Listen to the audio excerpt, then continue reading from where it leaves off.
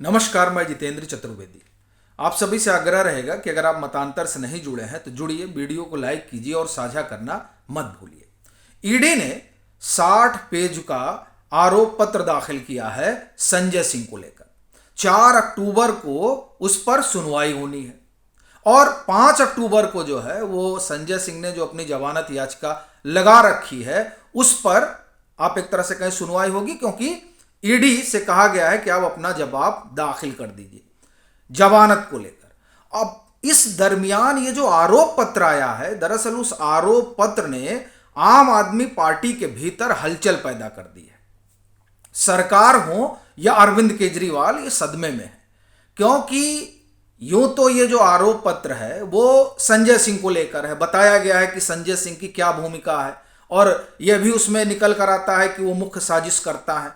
मगर इन सब में जो संकेत निकल रहे हैं वो संकेत अरविंद केजरीवाल को कटघरे में खड़ा कर रहे हैं। अभी तक अरविंद केजरीवाल इस बात से मुकरते रहे हैं, भागते रहे हैं कि उनकी भी कोई भूमिका रही है।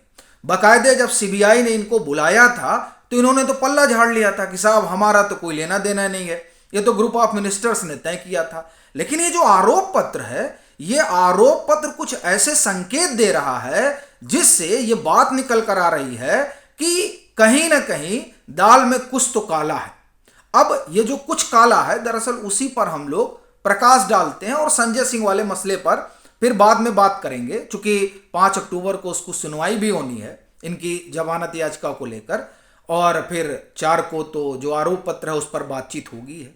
लेकिन इस आरोप पत्र में जो संकेत है खासतौर से अरविंद केजरीवाल को लेकर वो क्या है? देखिए, इसमें एक शख्स है दिनेश अरोड़ा, और दिनेश अरोड़ा जो है ये संजय सिंह को भी 2 करोड़ रुपए पहुंचाते हैं। उनके जो सहयोगी हैं सर्वेश मिश्रा को देते हैं 1-1 करोड़ करके 2 बार में। यही जो दिनेश अरोड़ा है ये विजय नायर के कहने पर समीर महेंद्रू से पैसे लेते हैं 3 करोड़ के आसपास।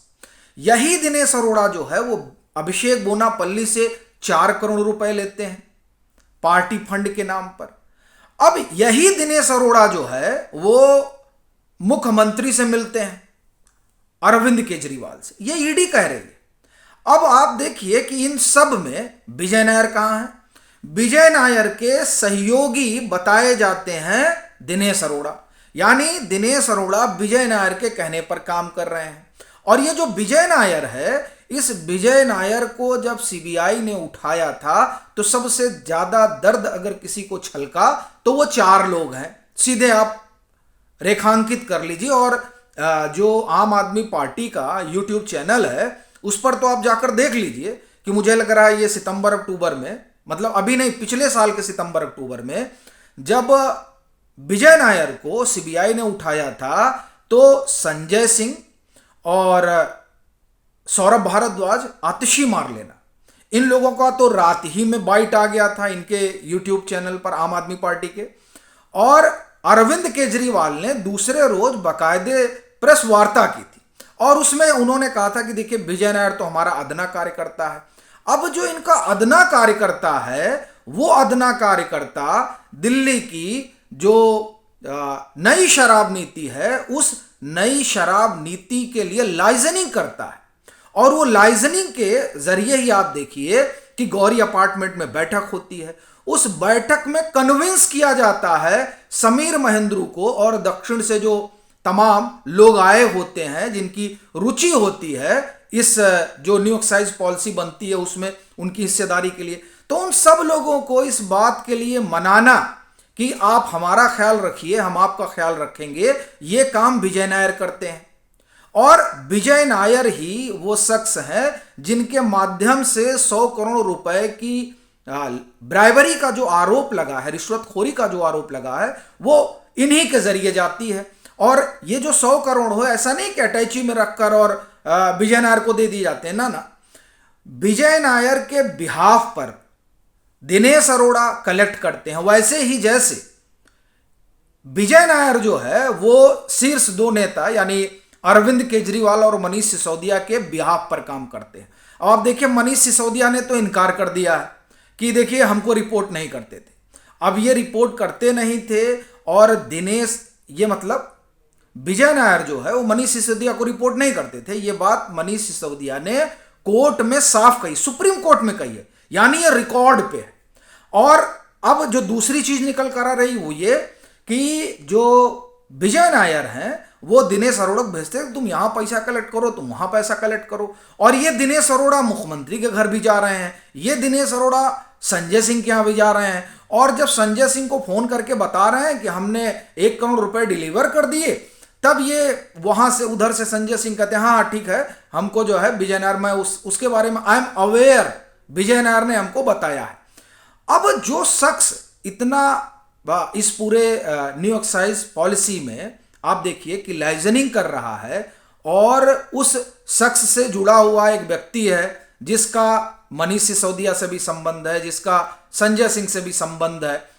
खुद विजय नायर को लेकर अरविंद केजरीवाल का अपना रोना पीटना हुआ ही, जो हमने आपको बताया ही। वो शख्स जब है वो खुद नहीं जा रहा है, लेकिन दिनेश अरोड़ा मुख्यमंत्री के यहां जा रहे हैं, इसका क्या मतलब है? ये सबसे बड़ा सवाल है कि इसके क्या निहितार्थ निकाले जाए। देखिए, इससे सीधा सा तो यही निकलता है कि मनीष सिसोदिया कह रहे हैं कि हमारा अकेले का निर्णय नहीं है, ठीक, और इधर दिनेश अरोड़ा खुद कह रहे हैं कि हमने पार्टी फंड के लिए पैसे जुटाए, हमने 30-32 करोड़ रुपए का चेक मनीष सिसोदिया के हाथ में लेकर दिया, हम मुख्यमंत्री के यहाँ गए। ये तमाम जो चीजें हैं वो ये साफ इशारा कर रही हैं कि ये जो अरविंद केजरीवाल हैं, जो दिल्ली के मुख्यमंत्री हैं, वो जो कुछ चल रहा था नई शराब नीति को लेकर, उससे ये वाकिफ थे। ये देखिए, इससे संकेत और संदेह यही पैदा होता है, संकेत ये निकलता है और इस तरह का संदेह बनता है।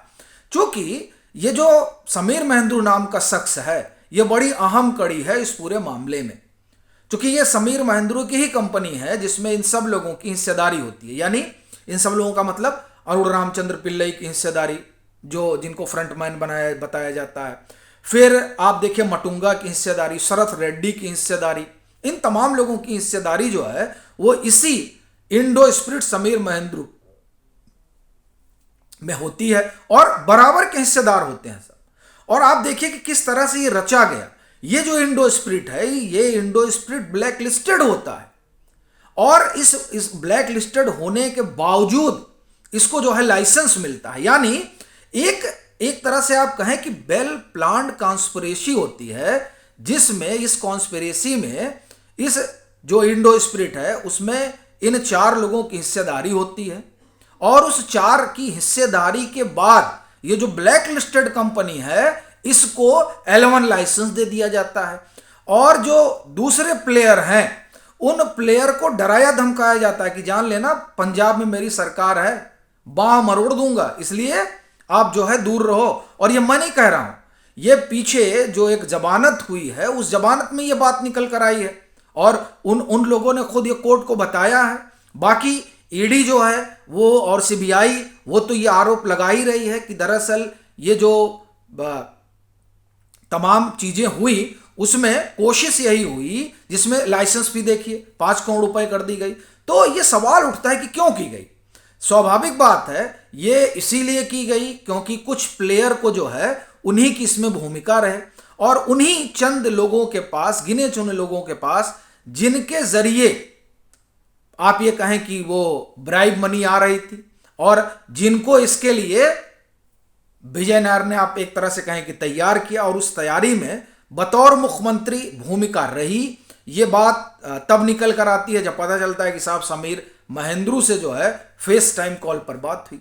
तो ये जो तमाम घटनाक्रम है, और इस घटनाक्रम के बीच विजय नायर, दिनेश अरोड़ा और संजय सिंह, ये जो कड़ी है वो ये बताती है कि अब अरविंद केजरीवाल के लिए इस आरोप पत्र ने बड़ी गंभीर समस्या खड़ी कर दी है। एक तो वैसे ही ईडी के संबंध से वो बचे फिर रहे हैं, और अब ये जो आरोप पत्र आया उससे लगता है कि इनके ऊपर प्रकोप और बढ़ेगा, ईडी का भी बढ़ेगा। और ये जो आरोप पत्र है, इस आरोप पत्र में संजय सिंह के साथ तो जो होना है वो तो होगा ही, लेकिन ये आरोप पत्र जो है वो अरविंद केजरीवाल के लिए भी एक नए तरह के संकट को गढ़ेगा। चूंकि अब इनसे पूछा जाएगा तो अब ये नहीं कह सकते हैं कि मैं विजय नायर को नहीं जानता या विजय नायर मुझे रिपोर्ट नहीं करता था। अब ये कह दें मैं दिनेश अरोड़ा को भी नहीं जानता था, जैसे कि संजय सिंह ने कहा था। तो अब जो ये आरोप पत्र है ना, उस आरोप पत्र से ये पूरा जो दिल्ली का शराब घोटाला है, इस शराब घोटाले में बतौर मुख्यमंत्री अरविंद केजरीवाल की जो भूमिका है, आप देखें कि उसको एक नए सिरे से देखा जाना शुरू कर दिया जाएगा। क्योंकि अब ये पैसे के लेन देन का जो किस्सा बाहर आ रहा है, वो किस्सा अब जब ईडी अरविंद केजरीवाल को बुलाएगी तो उनके लिए कई सवालों का जवाब देना मुश्किल हो जाएगा। और कमोबेश यही स्थिति संजय सिंह के साथ रही। तो अब ये देखने वाली बात रहेगी कि आगे ये जो पूरी जांच पड़ताल चल रही है वो किस दिशा में जाती है। और अरविंद केजरीवाल, चूंकि अब 3 दिसंबर आप ये कहें कि बीत चुका है, तो उनका क्या होता है, ये तमाम सवाल जो हैं अभी बने हुए हैं।